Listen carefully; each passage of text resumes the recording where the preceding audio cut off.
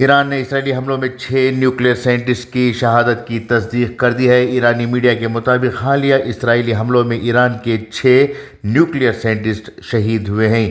شہداء میں عبدالحمید منوچر، احمد رضا ذوالفقاری، محمد مہدی ترانچی اور فریدون عباسی شامل ہیں۔ یہ تمام سائنسدان ایران کے جوہری پروگرام کے اہم ستون مانے جاتے تھے اور ایران کی ڈیفنس سسٹم میں نمایاں کردار ادا کر رہے تھے۔ ایران کے سپریم لیڈر آیت اللہ خمینی نے فوری طور پر پاسداران انقلاب گارڈز کے لیے جنرل احمد وحدی کو قائم مقام کمانڈر ان چیف مقرر کر دیا ہے۔ ادھر اسرائیل وزیر اعظم نتن یاہو ایران کی طرف سے جوابی کارروائی کی دھمکی ملنے کے بعد نامعلوم مقام پر منتقل ہو گئے ہیں۔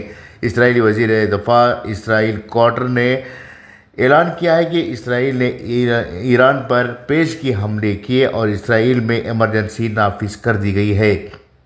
اسرائیلی فوجی حکام کا کہنا ہے کہ یہ حملہ ایران کے نیوکلیئر پروگرام اور مختلف فوجی تنصیبات پر کیے گئے ہیں۔ ان حملوں میں ایران کی دور مار میزائل سسٹمز اور عسکری اہداف کو نشانہ بنایا گیا ہے۔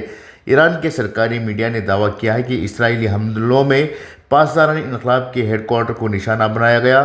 رپورٹ کے مطابق پاسداران انقلاب کے کمانڈر ان چیف حسین سلامی اور ان کے جوہری توانائی کی تنظیم کے سابق سربراہ فریدون عباسی ان حملوں میں شہید ہوئے ہیں۔ ایران کی حکومت نے اپنے بیان میں کہا ہے کہ صہیونی جارحیت نے ایک بار پھر ثابت کر دیا ہے کہ یہ حکومت ایک دہشت گرد ریاست ہے۔ ایران نے واضح کیا کہ انتقام ہمارا قانونی اور جائز حق ہے اور ہم کسی عالمی ادارے کے فیصلے کے منتظر نہیں رہیں گے۔ ایرانی حکومت نے اعلان کیا ہے کہ دشمن کے خلاف سخت کارروائی کی جائے گی اور صہیونیوں کے لیے زمین تنگ کر دی جائے گی۔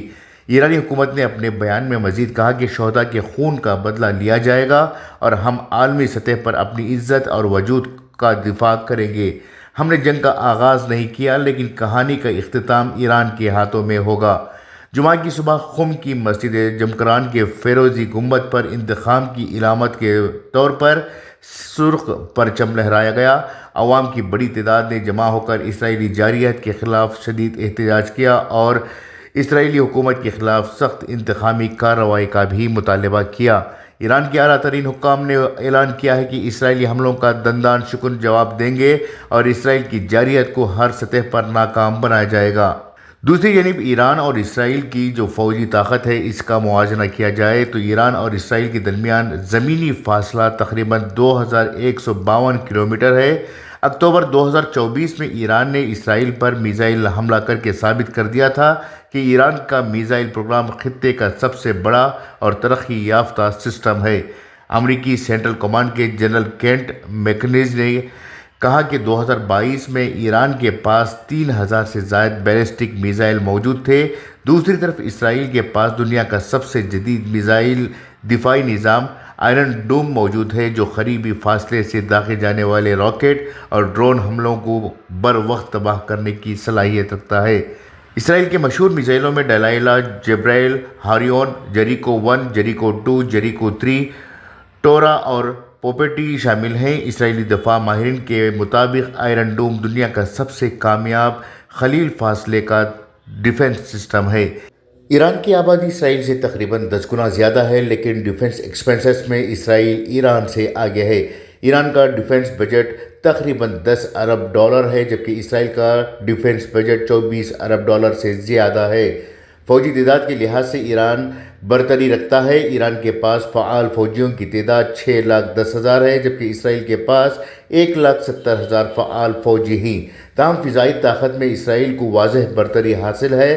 اسرائیل کے پاس 241 جنگی طیارے اور 48 اٹیک ہیلی کاپٹر ہیں جبکہ ایران کے پاس 186 جنگی طیارے اور صرف 13 اٹیک ہیلی کاپٹر ہیں۔ بحری قوت میں ایران کے پاس 101 بحری جہاز جبکہ اسرائیل کے پاس 67 بحری جہاز ہیں۔ دونوں ممالک نے اب تک بحری صلاحیتوں کا کھلا مظاہرہ نہیں کیا۔ ایران نے عراق جنگ کے بعد اپنے میزائل اور ڈرون پروگرام پر بھرپور کام کیا۔ ایران کے میزائلوں میں Shahab 1 300 kilometre range, Shahab 2 500 kilometre range, Shahab 3 2000 kilometre range, Zulfiqar 700 kilometre range اور قائم 750 کلومیٹر رینج کے شامل ہیں۔ ईरान ने फतेह 110 हाइपरसोनिक मिसाइल में भी तैयार की हैं जो 300 से 500 किलोमीटर तक मार करने की सलाहियत रखते हैं। ईरान को फौजी तादाद और मिसाइल रेंज में बरतरी हासिल है, जबकि इसराइल को तकनीकी बरतरी, फिजाइया की ताकत और गोरिल्ला ऑपरेशन में वसी तजुर्बा हासिल है। मुमकिन जंग की सूरत में ईरान का बड़ा रकबा और फौजी तादाद अहम किरदार अदा करेंगे, जबकि इसराइल की जदीद टेक्नोलॉजी और फिजाई बरतरी फैसला कुन साबित हो सकती है।